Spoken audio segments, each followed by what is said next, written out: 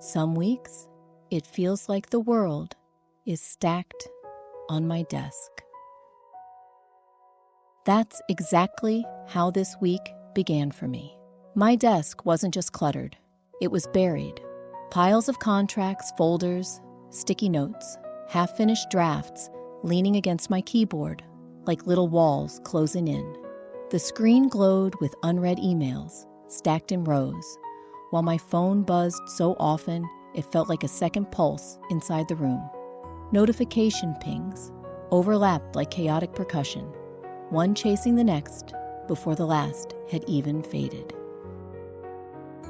I remember sitting there, my pen hovering above the paper, and feeling the sudden truth. My body wasn't in control anymore. My breath was shallow, high up in my chest. My shoulders had inched closer to my ears without me even noticing. Panic didn't scream at me this time. It pressed down, heavy and constant, like the weight of the whole week had landed at once. Everywhere I turned, something was calling for me. A client following up, a colleague asking for updates, my own reminders flashing red. The air itself felt loud, and in the middle of it, I felt small. If you've ever been buried like that, you know the strange mix it brings, panic and paralysis at the same time.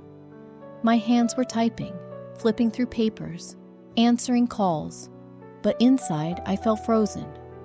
The more I pushed, the less progress I made. It's like being underwater, arms flailing, lungs screaming, yet sinking deeper, because the fight itself keeps dragging you down.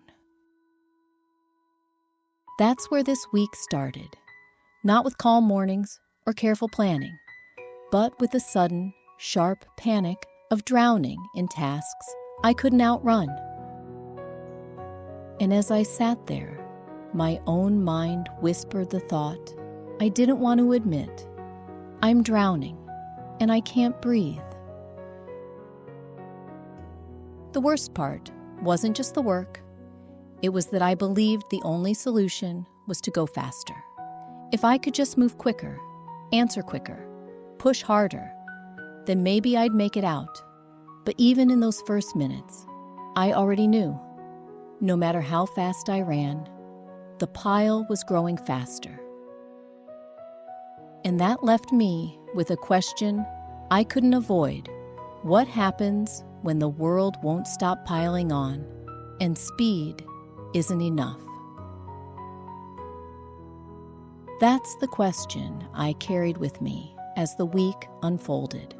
I kept drowning in the noise, believing if I worked faster, I'd finally breathe. That's been the loop playing in my head for longer than just this week. Somewhere deep down, I've always believed that calm only comes after everything is done, that peace is waiting at the end of the checklist. And so every time life gets heavy, my first reflex is to speed up, to run harder, to sacrifice everything just to keep up. This week, it showed up in the sharpest way. Too many deals closing at once. Too many clients all needing answers by yesterday. My phone became an alarm I couldn't silence.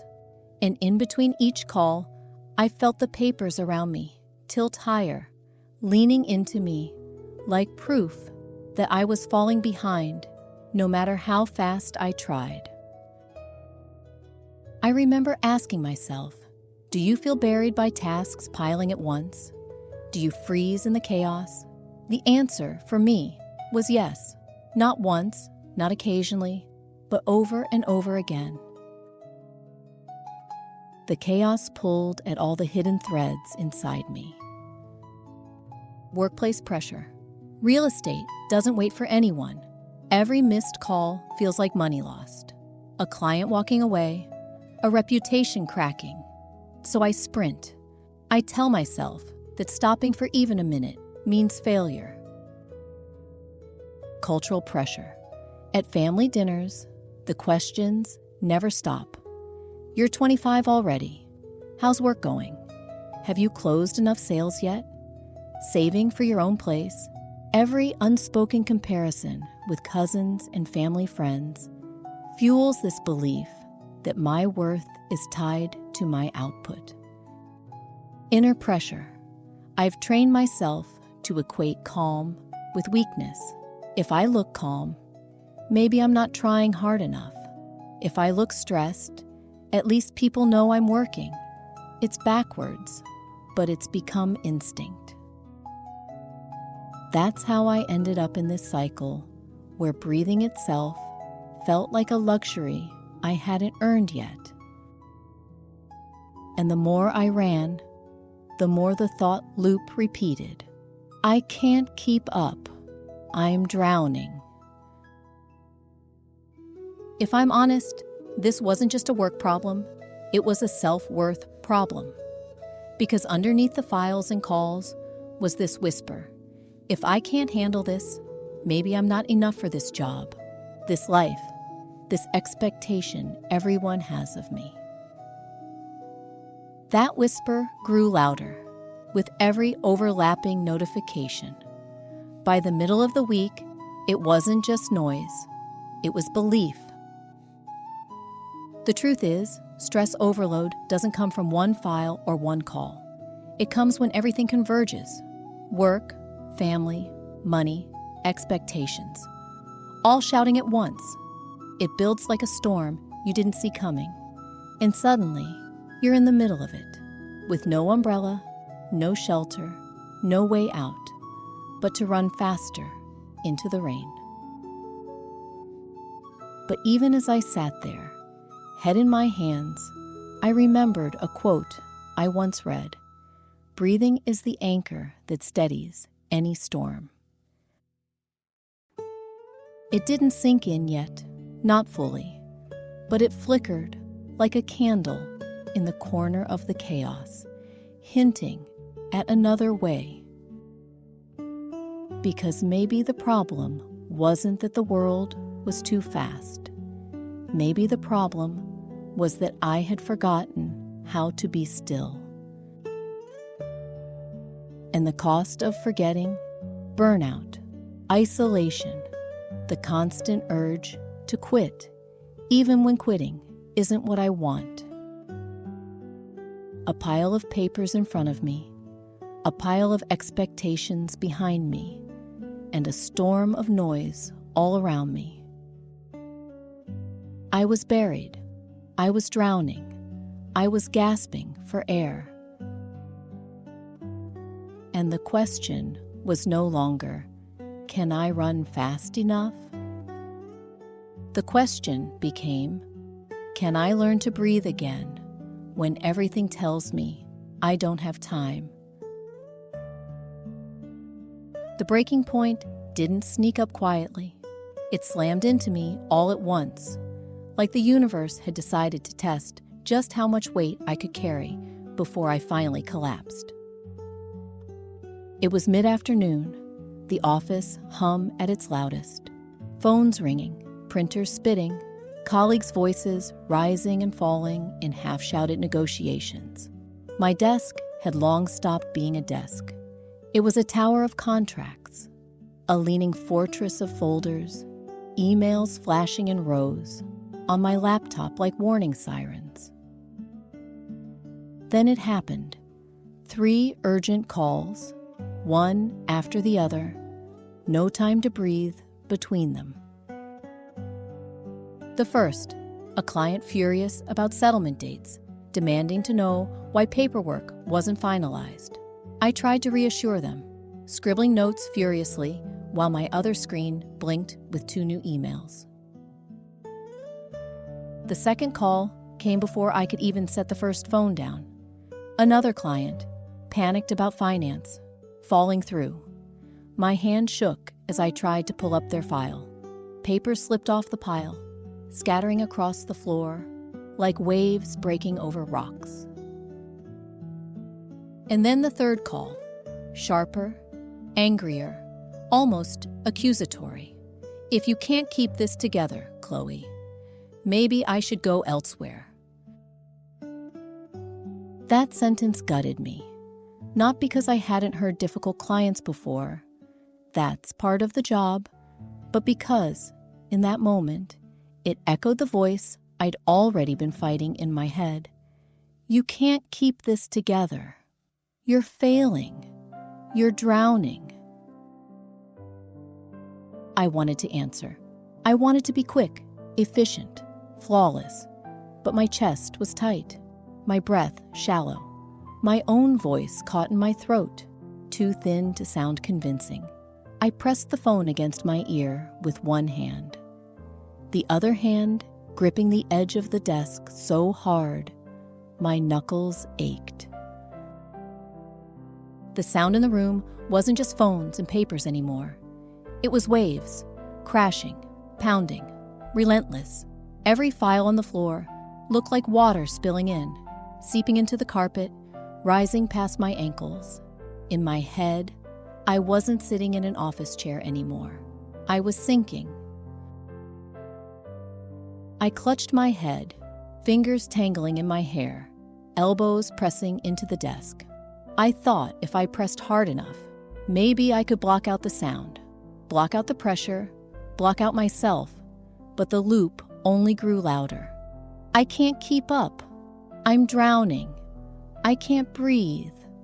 I can't breathe. I can't. That's the moment my body betrayed me. My throat tightened, breath chopped into shallow gasps. My chest heaved, but no air seemed to reach the bottom of my lungs. My hands trembled, slick with sweat. It wasn't just stress anymore. It was panic. I remember looking at the clock and thinking, I could just quit right now, shut the laptop, walk out, never come back. It was a tempting vision. Silence, escape, freedom. But beneath that fantasy was the sharp sting of defeat. If I walk away now, it means I wasn't strong enough to stay. It means they were right. It means I'll never belong here. And that thought nearly broke me. Because the truth is, it wasn't the phone calls or the paperwork or even the deadlines that pulled me under. It was the belief that if I couldn't handle it all perfectly, then I was worthless. That's the cliff I was hanging over that day. And for a terrifying moment, I believed I was already falling. But calm is my power. The slower I breathe, the stronger I get. The shift didn't arrive in words first. It arrived in desperation. My body refused to keep going. My hand slipped from the desk, and I leaned back into my chair, eyes squeezing shut, like maybe the darkness behind my eyelids would give me relief. My phone buzzed again, but for once, I didn't reach for it. I couldn't.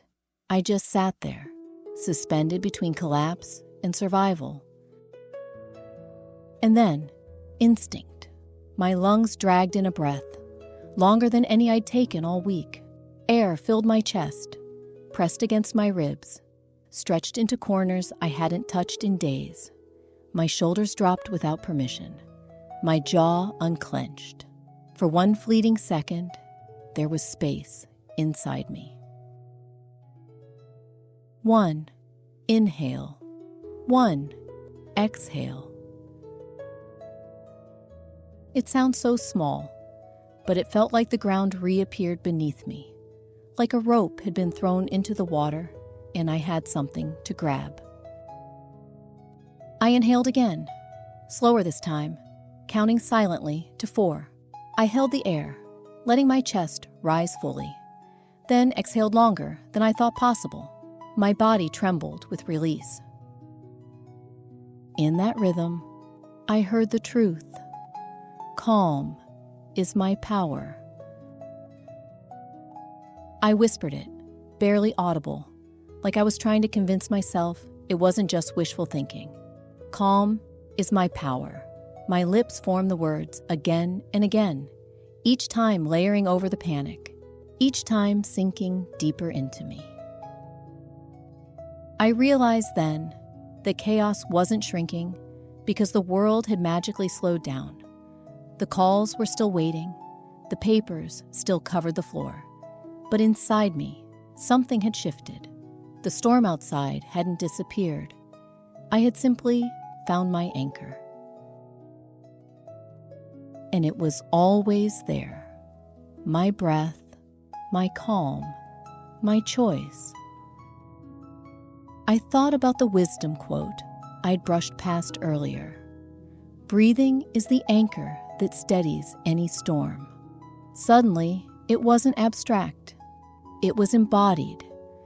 I could feel the anchor dropping, tethering me to solid ground, even as the waves kept crashing. My imagination carried me outside the office walls. The blaring city rush softened, transforming into a coastline I'd once driven to on a Sunday. I pictured the horizon stretching wide, endless water rolling in and out. That rhythm became my rhythm. Inhale, hold, exhale, hold. The chaos around me didn't vanish, but it stopped owning me. The papers on the floor weren't drowning me. They were just paper. The calls waiting weren't proof of my failure. They were tasks I could meet, one at a time, with steady hands. And in that moment, I understood something deeper. Chaos shrinks when I steady my breath. Not when I work faster, not when I push harder, but when I choose calm. I didn't need to win the whole storm in that second. I just needed to win one inhale, one exhale. That was enough. I layered the mantra with my breath like a rhythm. Gasp, steady inhale, strong exhale. Each cycle proved it again. Calm is my power. Calm is my power. And as I repeated it, I noticed something surprising. Strength returning. Not the frantic kind of strength I usually chase. The rushing adrenaline that burns out quickly. But a grounded strength, rooted in stillness. That's when I realized, the slower I breathe, the stronger I get. The storm was still there, but for the first time that week, I wasn't drowning in it. I was standing inside it, anchored, breathing, alive. The shift didn't end in that one moment at my desk. It began there. When I realized that calm was my power, I had to learn how to return to it again and again. Not once, not just when things broke apart, but in the middle of the ordinary chaos that kept repeating. That's where box breathing came in. At first, I thought it sounded too simple. Inhale for 4, hold for 4, exhale for 4, hold for 4. How could something so basic stand up against the tidal wave of stress that swallows whole weeks at a time? But that's the mistake I've made over and over again, believing that the answer has to be complicated, dramatic, revolutionary, when really, the strongest shifts come from the smallest anchors. So I practiced. Sitting at my desk, I placed my hand on my stomach, just to remind myself where breath should land when it's steady. I inhaled for 4 counts, letting my chest expand all the way. I held it for 4, letting the air sit like quiet proof that I had enough. Then I exhaled for 4, long and steady, emptying more than I thought I could. Another pause for 4, not emptiness, but space. And then I repeated. Each round felt like a tide rolling in and out, predictable, patient, unstoppable. The papers on my desk blurred at the edges, the buzzing phone softened. What filled the space was something I hadn't felt all week: steadiness. With each cycle, I whispered a line to myself. My calm is stronger than the chaos. At first, it felt fragile, like maybe the chaos would laugh in my face. But the more I repeated it, the more it solidified. Chaos could yell, could pound, could demand, but it couldn't take away the inhale and exhale I chose. That was mine. That's when I realized calm isn't just a survival tactic. It's a statement of worth. Every time I choose calm, I prove to myself that I am not defined by the storm. And the more I practiced, the more I noticed ripple effects. At work, I stopped answering the phone with a cracked voice. I answered with steadier words, clearer sentences. Clients didn't hear panic anymore. They heard presence. At home, I stopped snapping at my siblings when they asked questions. Instead, I paused, breathed, and answered with more patience. In myself, I no longer saw calm as weakness. I saw it as proof of strength, proof that I could face the storm without being destroyed by it. It's not that stress disappeared. It didn't. The deals still piled up. The deadlines still loomed. But the relationship changed. Stress no longer owned me. My breath did. And that shift matters more than I can explain. Because if calm can exist in the peak of chaos, it means calm is not the absence of pressure. It's the presence of choice. That's the integration I carry from this week. I don't have to wait for the world to slow down before I claim my peace. My calm is mine. My breath is mine. And every time I return to it, I return to myself. Peace isn't found at the end of the list. It's found in the pause. That's the sentence I've been repeating to myself tonight as I close this chapter of the week. Not as advice, not as some perfect solution, but as a lived truth I tested, improved. This week, I steadied myself, not by finishing the pile, not by outrunning the noise, but by breathing in the middle of it. That's my proof. Calm carried me further than panic ever could. As I sit here now, I picture the sun dipping low, the sky painted in slow waves of gold and pink. The water below holds steady, each wave rolling in and out with the same rhythm I practiced. It reminds me that the world has always known this truth, that strength is built in steady cycles, not frantic sprints.